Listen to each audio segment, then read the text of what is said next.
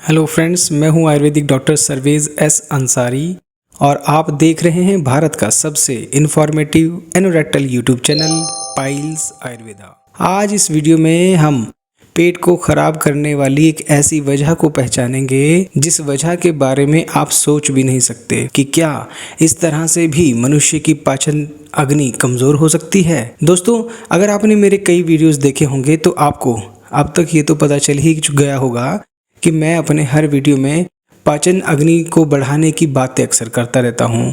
मैंने अपने कई वीडियोस में नमक से पेट की सिकाई के बारे में भी आपको बताया है। कई वीडियोस में बताया है कि कैसे परहेज करना चाहिए, बवासीर में क्या खाना चाहिए, क्या नहीं खाना चाहिए। गुदा रोगों से जुड़े सभी सवालों के जवाब आपको मेरे चैनल पर मिलेंगे और आप वीडियो पर कमेंट करके भी अपना सवाल मुझसे पूछ सकते हैं। तो फ्रेंड्स, पाचन अग्नि को बढ़ाने की बात तो मैंने कई वीडियोस में की है, पर आज इस वीडियो में मैं आपको पेट खराब होने की, पाचन अग्नि कमजोर होने की, आंतें सख्त होने की, इंडाइजेशन होने की, मेटाबॉलिज्म खराब होने की, धातु अग्नि कमजोर होने की, यानी कि पेट खराब होने की एक मानसिक वजह बताने वाला हूँ। पेट खराब होने की शारीरिक वजह तो आपने कई सुनी होगी, पर एक ये मानसिक वजह पर वीडियो है जिसको सुनकर आपकी जानकारी बढ़ेगी और साथ ही पाचन अग्नि बढ़ाने के लिए एक दवाई भी मैं आपको इस वीडियो के अंत में बताऊंगा। दोस्तों, आपकी पेट संबंधी समस्या मैं ठीक करके रहूंगा, आप मेरी वीडियोस देखते रहिए बस। फ्रेंड्स, पाचन अग्नि को बढ़ाकर ही आप अपने संपूर्ण शरीर को स्वस्थ बना पाएंगे और गुदा रोगों से हमेशा के लिए पीछा छुड़ा पाएंगे। चलिए वीडियो शुरू करते हैं। फ्रेंड्स, जब भी किसी इंसान को मलद्वार पर कोई भी बीमारी बनती है, चाहे वह बवासीर हो, फिशर हो या भगंदर हो या कोई भी बीमारी हो, तो 85% बीमारियां पाचन संबंधी समस्याओं के कारण मलद्वार पर बन जाती हैं, जिनकी वजह होती है जैसे कि ठीक से खाना ना पचना, समय पर भोजन ना करना, फास्ट फूड का अधिक सेवन, ज़्यादा उपवास करना, पानी कम मात्रा में पीना वगैरह वगैरह। लेकिन आज इस वीडियो में मैं आपको जिस वजह के बारे में बताने जा रहा हूँ, ये वजह आपकी खाने पीने की आदतों से नहीं जुड़ी हुई है, बल्कि आपकी मानसिक सोच से जुड़ी हुई है। जी हाँ फ्रेंड्स, सही सुना आपने।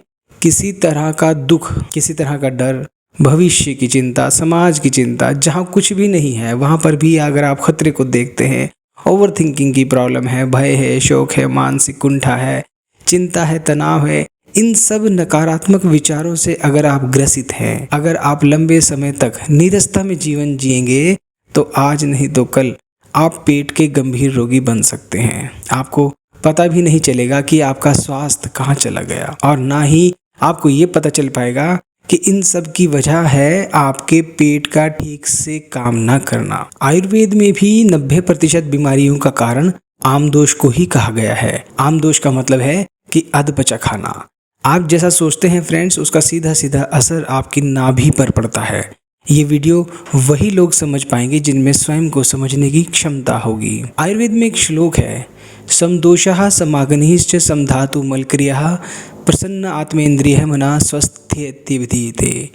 ये श्लोक जो है, इस श्लोक में जो इंद्रियों की प्रसन्नता की जो बात कही गई है, ये इसलिए कही गई है क्योंकि आयुर्वेद में मनुष्य को सोल, मन और शरीर का योग माना जाता है। ह्यूमन साइकोलॉजी पर गौर करें तो मॉडर्न साइंस में भी इसी बात पर रिसर्च हुआ है कि जैसा हम सोचते हैं शरीर भी वैसा ही करता है। अगर आप ऐसे वीडियोस मोबाइल पर देखते हैं जिनको देखने के बाद मन दुखी हो जाता है या आपका व्यवहार अगर आपको गुस्सा दिलाता है, तो आप समझ जाएं कि आपने मानसिक नकारात्मकता को ग्रहण कर लिया है और इनसे आपको भय, चिंता, शोक उत्पन्न होते हैं। तो ये शरीर में किसी न किसी बीमारी के रूप में प्रकट जरूर होंगे। यानी कि आपका एक एक नकारात्मक विचार मिलकर जब कई वर्षों तक बहुत सारे नकारात्मक विचार आपके मन में इकट्ठे हो जाते हैं, तो ये पाचन संबंधी बीमारी को शरीर में बनाते हैं। लेकिन कोई भी बीमारी ऐसी तो नहीं है कि आज मन में नकारात्मकता आई और कल बीमारी बन गई। इसमें लंबा समय लग सकता है। किसी बीमारी को बनने में कुछ महीने भी लग सकते हैं या कई बीमारियों को बनने में कई साल भी लग जाते हैं। आपका शरीर सैकड़ों तरह की बीमारियों की संभावनाओं को लेकर चल रहा होता है। जिस भी बीमारी को आपके शरीर के अंदर अनुकूल वातावरण मिल जाता है, वही बीमारी फल फूल कर तैयार हो जाती है। और उसी बीमारी का पता आपको तब चलता है जब आपकी बीमारी अपना लक्षण प्रकट करती है। जैसे कोई मरीज है, मरीज डॉक्टर से आकर कहता है कि 10 दिन से मलद्वार पर यह समस्या आ रही है, तो सिर्फ लक्षण बता रहा है मरीज। जो लक्षण पूरी बीमारी तैयार होने के बाद मरीज को आता है। हो सकता है जो बीमारी मरीज बता रहा है वो बीमारी कई महीनों से उसके शरीर के अंदर बैठी हो, लेकिन जैसे ही बीमारी ने अपना लक्षण रोगी के शरीर पर प्रकट किया तो रोगी को पता चल गया।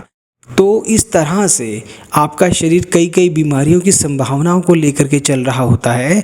जो भी बीमारी अनुकूल वातावरण पाएगी वही बीमारी अपना लक्षण प्रकट करती जाएगी। दवाइयों में रोग को नष्ट करने की शक्ति होती है, तो दवाई जैसे ही बीमारी को ख़त्म करती है, लक्षण भी अपने आप से ठीक हो जाता है।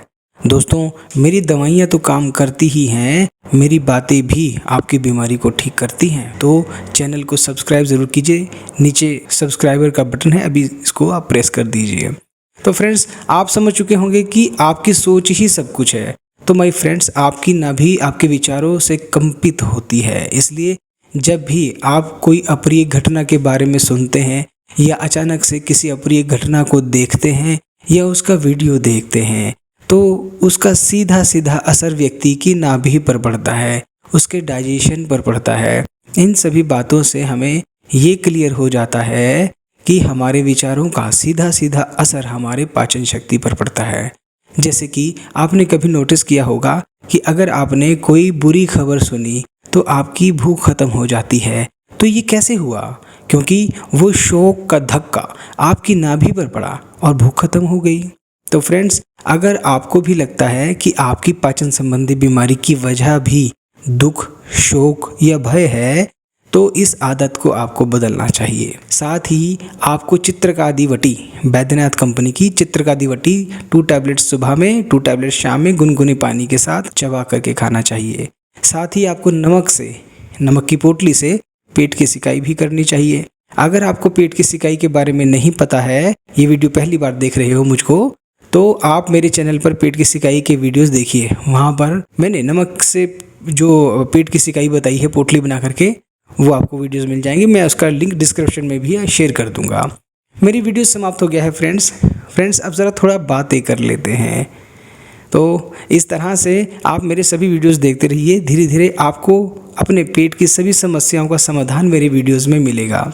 आजकल लाखों करोड़ों लोग मलद्वार की समस्या से परेशान हैं। वे डॉक्टर से अपना इलाज कराते हैं और जिनको ऑपरेशन की ज़रूरत है वो ऑपरेशन कराते हैं, लेकिन अपने शरीर की सही जानकारी न होने के कारण वे फिर से उन्हीं बीमारियों में गिरते रहते हैं।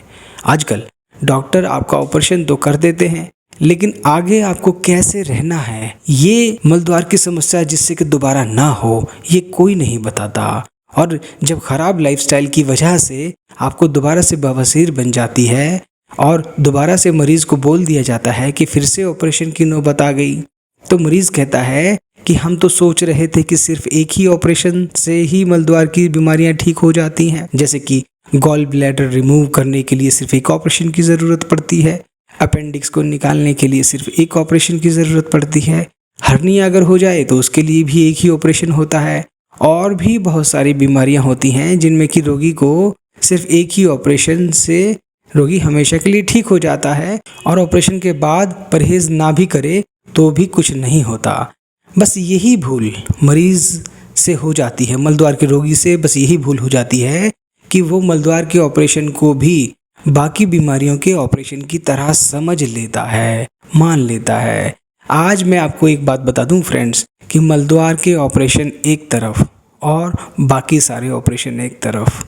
जब किसी मरीज़ के मलद्वार पर ऑपरेशन किया जाता है तो अगले ही दिन उस ज़ख्म पर स्टूल टच होनी ही होनी है।